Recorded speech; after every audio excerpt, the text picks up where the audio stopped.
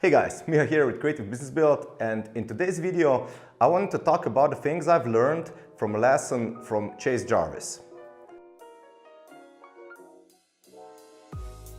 Now, for those of you who don't know who Chase Jarvis is actually a really big world-renowned photographer.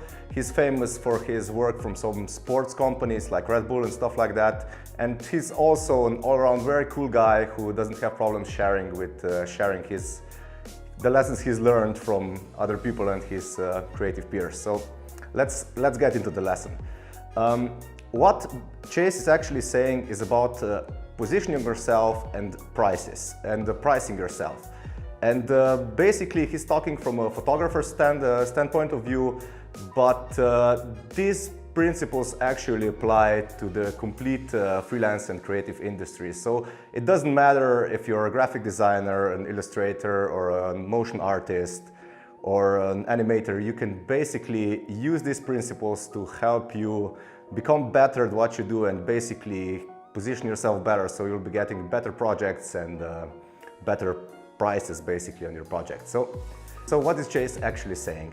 Chase is saying that if you've got a client and they want a project done, and you basically review what needs to be done, and you quote them, let's say $2,500. That's $2,500. And they'll say, oh, but that's too much for us. We don't have that kind of budget. What could you do for us for $1,000, or let's say for $700 or $500 even? And that's a crucial point in your positioning and strategy. Basically, what you will do based on their request can make or break your career. What Chase is saying, that you never go below the quote you've originally quoted the client. And why? Because if you actually create that project for $500 for them, they'll be happy with you and they will actually value your work and everything. But what will happen? Once they maybe grow their company or have more budget to use on photography, they won't contact you, but they will basically contact the other guy that will do a more expensive project for them, maybe for $2,000 or $3,000 or $5,000. But why does that happen? Because in your initial conversation, in your initial project, you basically positioned yourself as a $500 photographer, or in our case, graphic designer or something like that. And that really sends a message to the client that you're a $500 photographer and they will use you for cheap work. But once they will have enough budget, they will contact somebody else who is basically more expensive, because in their eyes and in their head, they are the $5,000 photographer. So there's a crucial difference, and you really need to be careful when you position yourself when you're actually getting to know your new clients and basically working on proposals and projects. And Chase said that that's worked for him, that is a strategy that he used in his positioning, and it's basically, you can see his results. He's really good at what he does and also very expensive.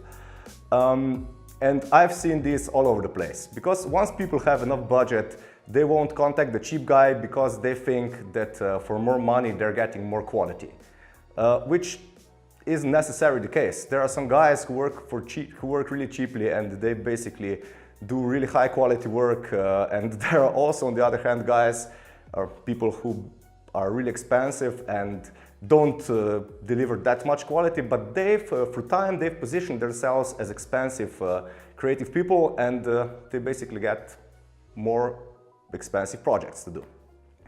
So how can you apply this to your everyday creative career? From my experience, it's not good to just go all out. For example, if your, I don't know, average project is $1,000 or let's say, okay, let's start with $1,000. Let's say your average project is $1,000 and you're used to charging $1,000 for your, I don't know, logo design project or something like that, for similar projects with similar clients.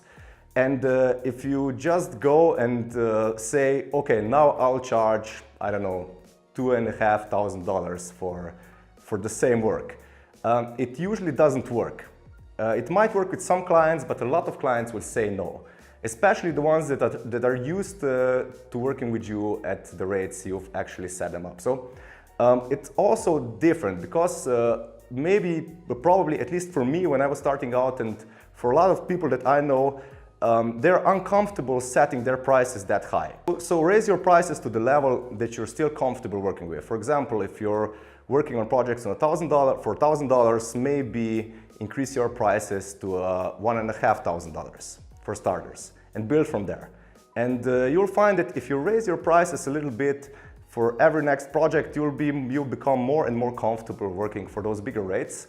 And it will basically, in a short amount of time, maybe a year or sooner, depends on how comfortable you are and what kind of clients you're contacting, you'll basically raise your prices through time and basically have a better freelance or creative career. So that's from my experience. I'm speaking from my experience and from a lot of people who did the same.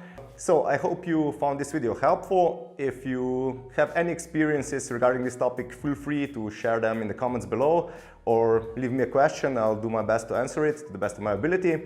If you liked the video, liked it, or subscribe to my channel, and I'll see you guys in the next video.